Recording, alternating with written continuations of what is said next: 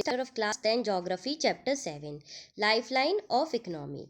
So here we are starting with the first line. We use different materials and services in our daily life. तो देखो, हम अपने रोज के प्रतिदिन के जीवन में बहुत सारी सर्विसेज और मटेरियल यूज़ करते हैं, सेवाएं यूज़ करते हैं। इसमें से कुछ हमारे आसपास भी उपलब्ध होती हैं, जबकि कुछ अन्य चीज़ों की ज़रूरत दूसरे स्थानों से लाकर हमें पूरी करनी पड़ती है। तो वस्तुएं और सेवाएं, यह एक तरीके का पूर्ण स्थल है जिसको हमें बनाना या लेके आना बहुत ज़्यादा ज़रूरी है।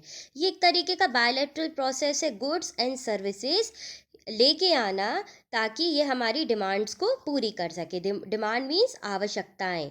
तो ये पूरी डिमांड्स जो हमारी रहती हैं वो एक जगह नहीं पूरी होती हैं, अलग अलग जगहों से अलग अलग चीज़ें आती हैं जो कि हम यूज़ करते हैं, और ये हमारी डिमांड की इंटिटी को बढ़ाती है।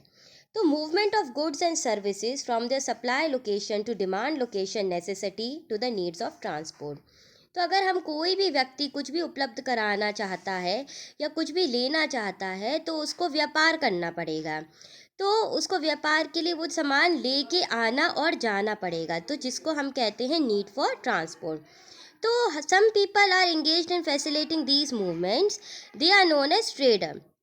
तो अगर हम जाने कि कंज्यूमर ट्रांसपोर्टेशन कैसे ले रहे हैं, पेस ऑफ डेवलपमेंट कैसे ले रहे हैं, प्रोडक्शन सर्विसेज में ये कैसे आगे बढ़ रहे हैं, जिसको हम कह सकते हैं लैंड, वाटर, एयर। तो ये सारी चीज़ें हम ये जान सकते हैं कि देखो, वस्तुओं और सेवाओं को लेने आने के लिए हमें 3 तरीके के ट्रांसपोर्ट की बहुत ज़्यादा आवश्यकता है, चाहे वो लैंड हो या वाटर ट्रांसपोर्टेशन हो या एयर ट्रांसपोर्टेशन हो। तो हम इन्हीं तीनों के बारे में जानेंगे कि इन तीनों की आवश्यकताएं आखिर हमें क्यों पड़ती हैं। तो देखो, सबसे पहले अगर हम देखें, बहुत समय तक अगर व्यापार या परिवहन सुविधाएं सीमित क्षेत्र में ही रह जाएं तो उसको हर कोई लाभ उठा नहीं सकता। तो आज क्या हो गया है, large villages with the help of efficient and fast moving transport they can carry out. तो अगर हम देखें, कोई भी हमें सामान मंगवाना है तो ट्रांसपोर्टेशन के ज़रिए गांव के पर्यावरण से, परिवहन से हम मंगवा सकते हैं। तो कोई भी तरीके का सामान ट्रांसपोर्ट, कम्युनिकेशन और ट्रेड के द्वारा हमें मिल सकता है। तो आज भारत अपने विशाल आकार पे है, और it is linked with the despite of the vast size, diversity, linguistic and social economic plurality. तो हर जगह से हम अपना सामान और ट्रेडिंग कर सकते हैं। इसका सबसे बड़ा फैक्टर और सबसे इम्पॉर्टेंट है रेलवे, रेलगाड़ी के थ्रू, एयरवे, हवा के एरोप्लेन के थ्रू, वाटरवेज कोई भी शिप के through, newspaper, radio, television, cinema, internet. Internet से हम ऑनलाइन कोई भी चीज़ देख सकते हैं, उसको मंगवा सकते हैं, ई बुक कर सकते हैं। तो कंट्रीब्यूट ये सब क्या कर रहा है हमारे सोशल इकोनॉमिक डेवलपमेंट में, जो कि एक प्रोग्रेस वे है सोसाइटी का। तो अगर हम देखें कि नेशनल इंटरनेशनल ट्रेड क्यों ज़रूरी है, तो ये हमारी लाइफ को और ज़्यादा एक डाइवर्स फॉर्म में बढ़ाता है, कंफर्ट देता है, डेवलपमेंट ऑफ इंडिविजुअल देता है। तो हम इसमें यही जानेंगे कि आखिर ये तीनों चीज़ें ज़रूरत क्यों हैं, मीन्स ऑफ ट्रांसपोर्ट ज़रूरत क्यों है, चाहे वो लैंड हो, वाटर हो, चाहे एयर हो।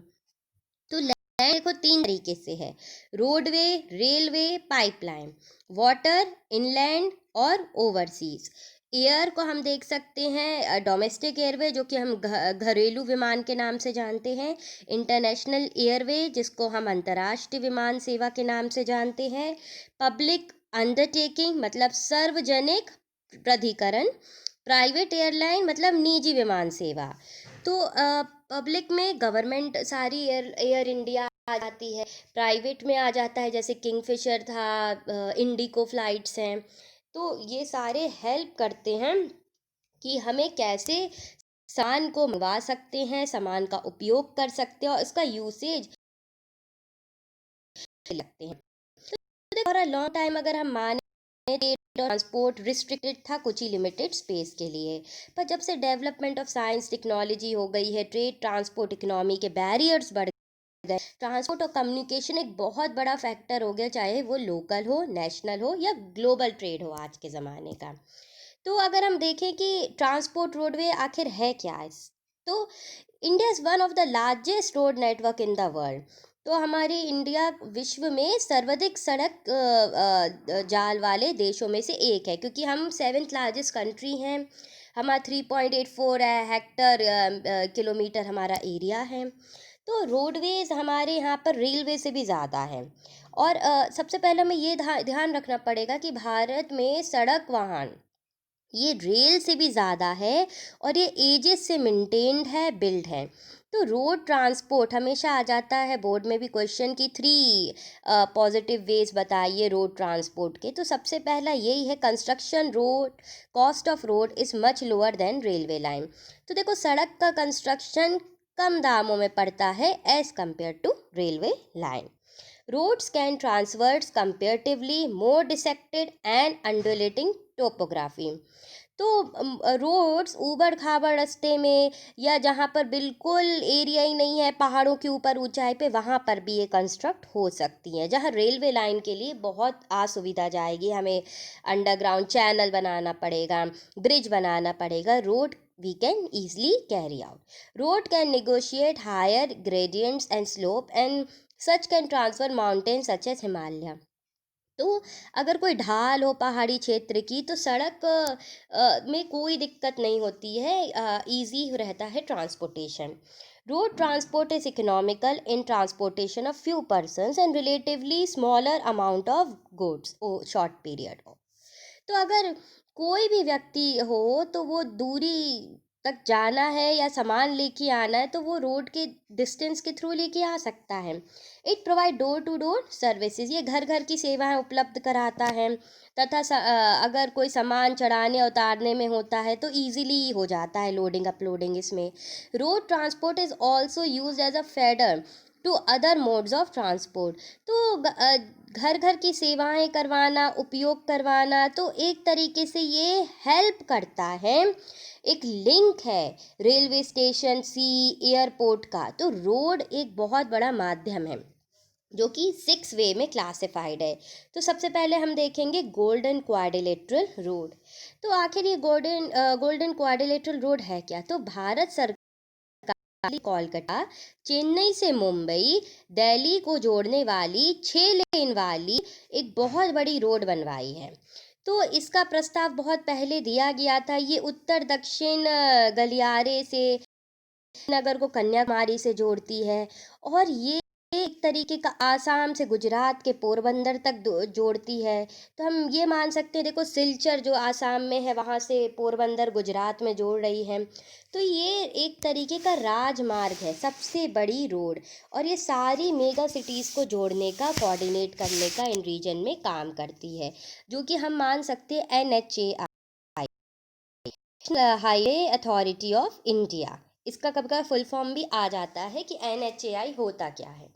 दूसरा हम देख सकते हैं रोड डाइवर्ट है हमारे नेशनल हाईवे में। तो नेशनल हाईवे होता है राष्ट्रीय राजमार्ग। तो देखो राष्ट्रीय राजमार्ग देश में बहुत भाग से जुड़ता है और इसका निर्माण करा है CPWD ने। तो ये देखिए कैसे लिंक्ड हो रहा है स्टेट के लिए। तो जो भी चीज़ें अगर इसमें रहता है दक्षिण तथा पूर्व या पश्चिम दिशाओं में फैला हुआ, तो हम ये भी मान सकते हैं दिल्ली से अमृतसर मध्य ऐतिहासिक शेरशाह सूरी ने सबसे पहले इसको बनाया था और इसका नाम यही रखा गया है स्टेट हाईवे। इसके बाद ये स्टेट हाईवे है, roads linking a state highway with different districts headquarter are known as state highway. इसका मतलब है राज्यों को, राजधानी और जिलों के मुख्यालयों को जो जोड़ती है रोड, चौड़ी रोड, उसको हम स्टेट हाईवे बोलते हैं। ये रोड कंस्ट्रक्ट करी जाती हैं PWD डिपार्टमेंट से, स्टेट पब्लिक वर्क डिपार्टमेंट। तो ये हमें जानना ज़रूरी है आखिर ये रोड्स इंटरलिंक्ड क्यों हैं। फिर आती है डिस्ट्रिक्ट रोड। तो देखो इसको कहते हैं जिला रोड।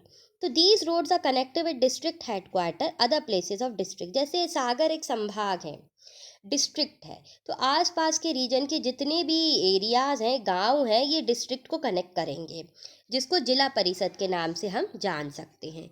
फिर हम देखते हैं अदर रोड। तो देखो रूरल एरिया की रोड हो, चाहे एरिया विलेजेस या टाउन्स में क्लासिफाइड हो कैटेगरीज में, या जब एक स्कीम चली थी प्रधानमंत्री ग्रामीण सड़क योजना, इसका यही मतलब था गांव गांव को शहरों से जोड़ना। तो इस स्कीम के तहत बहुत सारी रोड्स, बहुत सारे गांव जहाँ पर कोई सड़क भी नहीं थी, कच्ची रोड थी, वो भी इसके अंतर्गत इसके बाद नेक्स्ट पार्ट में मैं डाइवर्ट करूँगी।